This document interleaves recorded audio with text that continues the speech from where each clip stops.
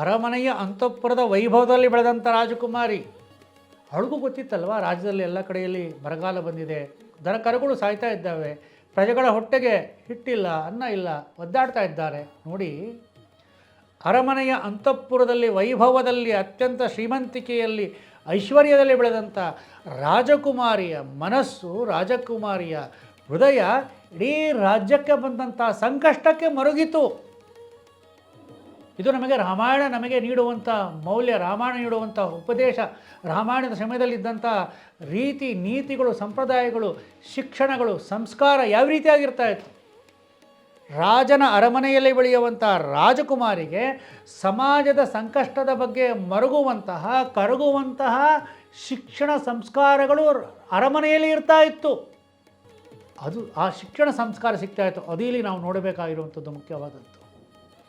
ಆ ರಾಜ ತಪ್ಪು ಮಾಡಿದ, ಇವಳು ಹೇಳಬಹುದಾಗಿತ್ತು, ಅಯ್ಯೋ ನಮ್ಮಪ್ಪ ತಪ್ಪು ಮಾಡಿದ, ಅವನ ಹಣೆ ಬರ. ಈ ರೀತಿ ಎಷ್ಟು ನೋಡ್ತಾ ಇಲ್ಲ ರೀ ನಾವು.